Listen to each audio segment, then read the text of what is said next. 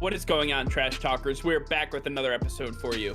In today's video, we're going to be talking about the recent release of the NFL schedule for 2021. We're going to tell you which games we're most excited for, all that and much more coming your way right now!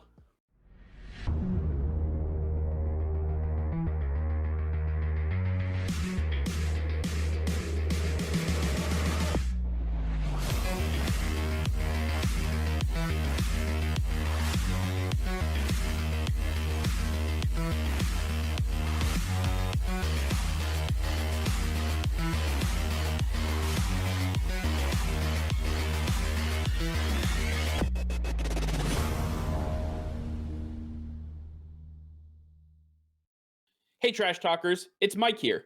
Over 93% of you who view our show each and every day are not subscribed to the channel. If you could hit that red subscribe button, it would help us out tremendously, and it is completely free for you guys. If you want to stay up to date with our daily content, then click that bell icon and you will be notified every time we go live. Nick and I both really appreciate you subscribing to the channel, and we can't wait to keep making more daily content for you. All right, Nick. Well, we saw that the NFL schedule for the 2021 season has officially been released by the NFL, and a couple of these games stood out to us, and I wanted you to kind of talk to us a little bit about which games you were interested in. I want to bring up some of the games I'm interested in, but why don't you start us off? Which game has you most hyped? Yeah, there are a ton of games that came out in the schedule release that we can point at and say, that's going to be a good game. And there's a ton of them. But I think the one I'm most rooting for, the one I've been waiting for a while, is Buccaneers at Patriots in Foxborough. It's Bill versus Tom. We finally get to see it. It's going to put a lot of questions to bed. I can't wait for this game to happen. Week 4, it's going to be amazing. Yeah, that's simply one of the best matchups and just overall games that the NFL has had in a very long time. I mean, ever since Brett Favre went back to Lambeau Field for the first time, this is arguably the same type of thing.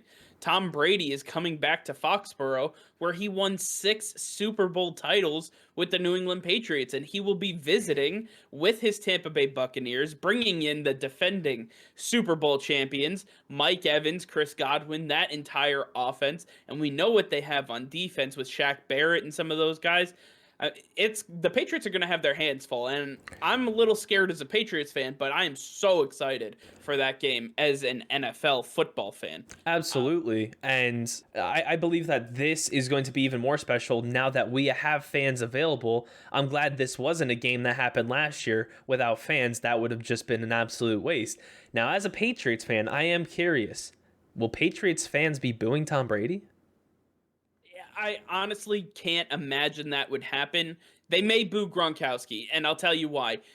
Just quickly, Rob Gronkowski, he had retired from the team. We thought he was done with football. He had gotten into broadcasting, and he continuously teased New England Patriots fans about a return to football, maybe coming back later in the season, maybe coming back for a playoff run. And he kept teasing it. He made a lot of money off of teasing it, and then he didn't do it. And we were like, okay, that's fine. But as soon as Brady went to Tampa Bay, he ended up joining him there. And obviously the rest is history that we all understand and know. And I think New England Patriots fans are a little upset and a little hurt by Rob Gronkowski, but nonetheless, I think Tom Brady will be absolutely applauded. He will be loved by the New England faithful. The people that boo him, honestly, are not true Patriots fans. Those are the guys that were probably only here for the Brady era, and then they're going to be Buccaneers fans or Chiefs fans moving forward. So, those are the people that we want to weed out anyway. But I know personally, if I can go to that game, I would like to stand up and applaud Tom Brady, and I hope he can take center stage at Gillette Stadium. Absolutely. A game that I'm most looking forward to actually happens week 1, and it does take place with Tom Brady and the Buccaneers as well. Cowboys Buccaneers, and you may call me a homer, but it's okay. I do love the Dallas Cowboys. They are my second favorite team. They have a lot of players that I thoroughly enjoy, including Ezekiel Elliott and Dak Prescott. I want to see Dak Prescott come back fully healthy. I'm really excited to see what this offense can do.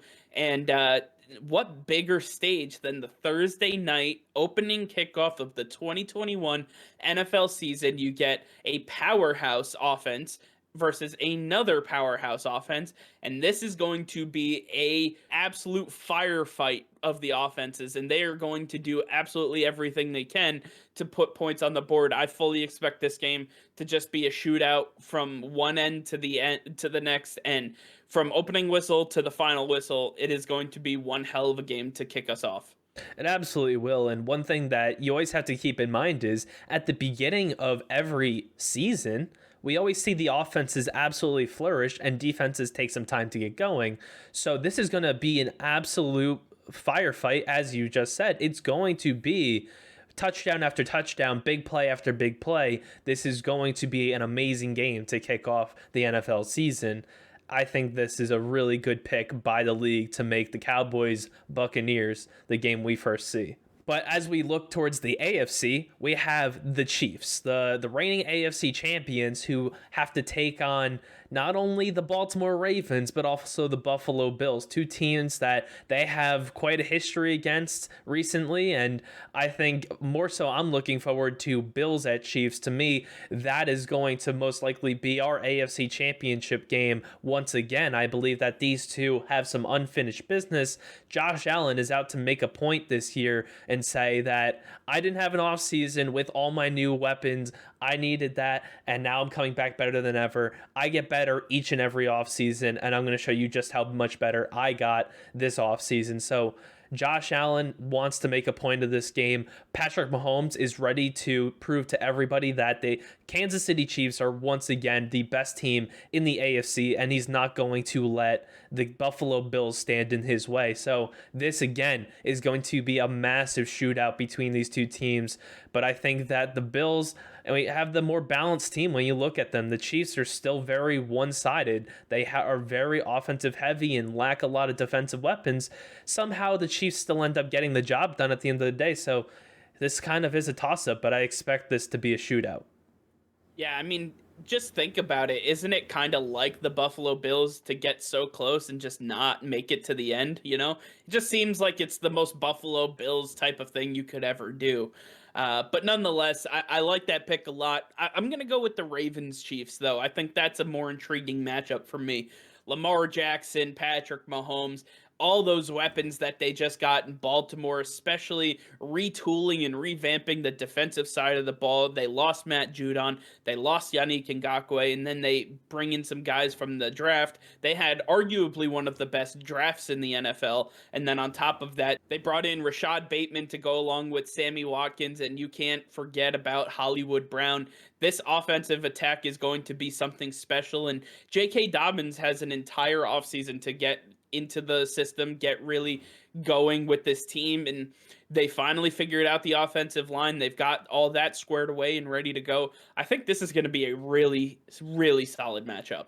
Oh, it absolutely will be.